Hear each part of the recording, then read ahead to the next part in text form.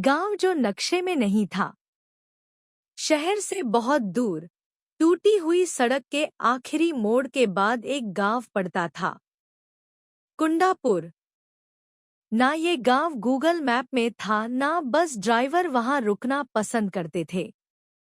गांव छोटा था, मिट्टी के घर, नीले पीले दरवाजे और बीच में एक पुराना तालाब। लेकिन कुंडापुर की असली पहचान तालाब नहीं था। वो था गांव के बाहर खड़ा एक विशाल पीपल का पेड़, इतना पुराना कि उसकी जड़ें जमीन से निकलकर सांपों की तरह फैली थी। उसकी टहनियां आसमान को ऐसे छूती थी जैसे कुछ पकड़ना चाहती हों। दिन में भी उस पेड़ के नीचे अंधेरा रहता था।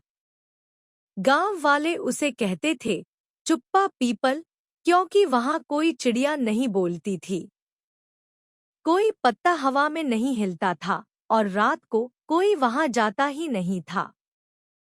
राहुल जो डर से भागता नहीं था।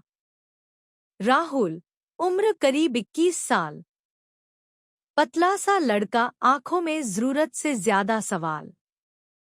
उसका पिता शहर में मजदूरी करता था, माँ बीमार रहती थी। राहुल छुट्टियों में अपने नाना के घर कुंडापुर आया था। पहली ही रात उसने कुछ अजीब नोटिस किया। रात के ठीक 12 बजे पूरा गांव जैसे एक साथ खामोश हो जाता। कुत्ते भौंकना बंद कर देते, झींगुर चुप हो जाते, यहाँ तक कि हवा भी रुक जाती। और फिर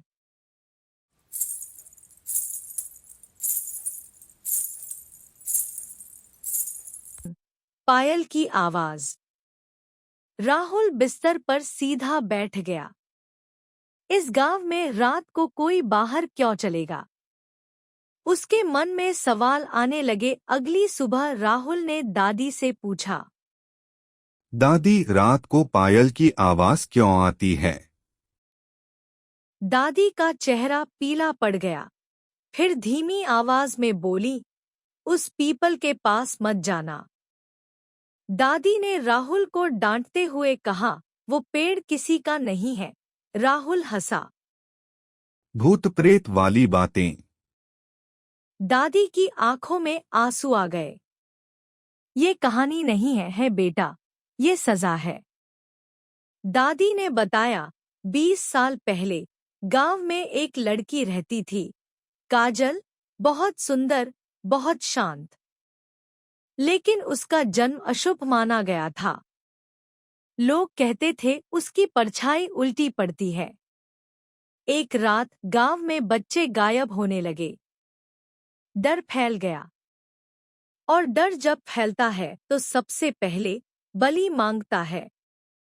गांव वालों को लगा कि ये सब काजल की वजह से हो रहा है। लोगों ने काजल को पकड़ लिया और उसे पेड़ से बांधकर जिंदा जला दिया गया।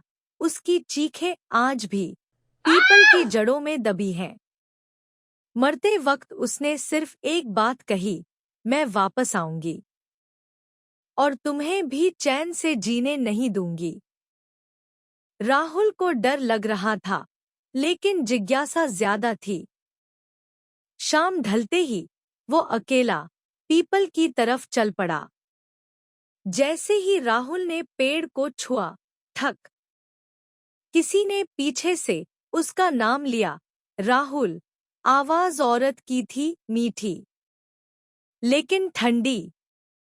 राहुल पलटा, वहां कोई नहीं था। उस रात राहुल को सपना आया। पीपल का पेड़ जल रहा था। एक लड़की सफेद साड़ी में, बाल चेहरे पर गिरे हुए। उसकी आंखें डरावनी थी। वो बोली, मुझे नाम से मत बुलाना, मुझे याद से बुलाना। राहुल चीख कर उठा। अगले दिनों में तालाब के पास एक आदमी गायब। स्कूल जाती लड़की बेहोश मिली। रात को पायल की आवाज तेज होने लगी। लोग फुसफुसाने लगे, वो लौट आई है और हर बार जब कोई गायब होता पीपल के पत्ते अपने आप गिर जाते। गांव के बहुत पुराने बुजुर्ग से राहुल को पता चला काजल निर्दोष थी। बच्चों को गांव का पुजारी तांत्रिक क्रिया के लिए उठाता था, लेकिन गलती छुपाने के लिए काजल को दोषी बना दिया गया। और वही पुजारी आज भी जिंदा था। अमावस के दिन पूरा गांव दरवाजे बंद किए बैठा था। राहुल अकेला पीपल के नीचे खड़ा था। हवा चली,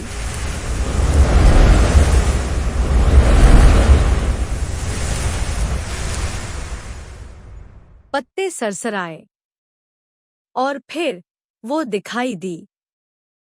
सफेद साड़ी, पैर जमीन से ऊपर, पायल खून में डूबी। अब तू सच जानता है। पेड़ की जड़ें सांप बन गईं। पुजारी चीखता हुआ घसीट कर लाया गया। काजल की आंखों में पहली बार आंसू थे। और फिर अंधेरा। सुबह पीपल का पेड़ सूख चुका था। पुजारी गायब। गांव में पहली बार चिड़िया बोली, लेकिन पीपल की जड़ पर एक छोटी सी पायल आज भी टंगी है। और अगर तुम अमावस की रात कुंडापुर से गुजरो तो ध्यान से सुनना। छम।